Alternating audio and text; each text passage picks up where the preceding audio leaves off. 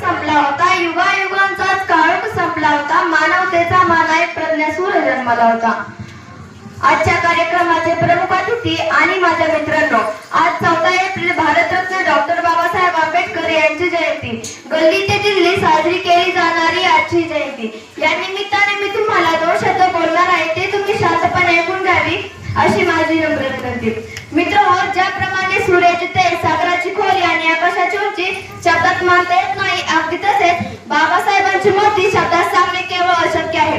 14 April 1891 रोजी मध्य प्रदेशातील महू या गावी भीमराव जन्माला आले. शिक्षणापासून विकासापासून लाभ असलेल्या एका समाजात त्यांचा जन्म झाला. त्यांना शालेय शिक्षण घेताना अस्पृश्य म्हणून मानहानी स्वीकारावी, पण यामुळे फक्त ते बाबासाहेब कसले या संघर्षातून त्यांनी दीनदलितांचा उद्धार हे जीवनाचे ध्येय ठरवले. आपले ध्येय साध्य करण्यासाठी शिक्षण एक मात्र हत्यार आहे हे बाबासाहेबांनी फार लवकर ओळखले. ते म्हणायचे, शिका, संघटित व्हा आणि संघर्ष करा, कारण शिक्षण हे वाघिणीचे दूध आहे, जो पिल तो कुरकुरल्याशिवाय राहणार नाही.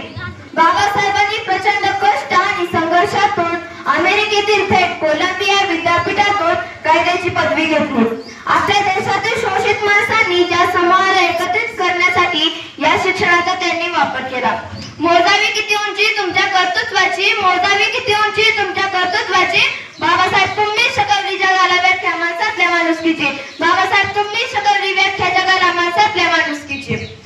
मित्रांनो, जसे आपण छत्रपती शिवाजी महाराज या शब्दाचा अर्थ होऊन त्यांचे कार्य स्पष्ट करतो, तसेच डॉक्टर बाबासाहेब आंबेडकर या शब्दाचा अर्थ म्हणजे बाप आणि दत्त स्वभावाने बारकाईने अभ्यास करणारे, साधक ते बौद्ध धर्माचे हे हेतू सर्वसामान्याच्या विकासाचा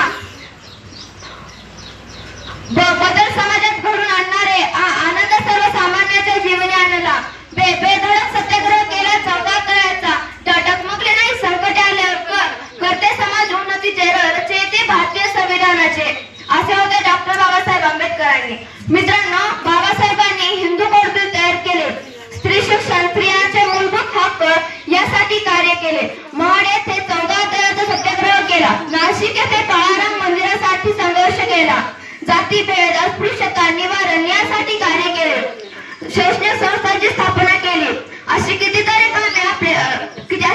कामे बाबासाहेब आपल्या जीवन काळात करत राहिले, परंतु त्यांच्या या कर्तृत्वाचा कळस म्हणजे भारतीय संविधानाची निर्मिती.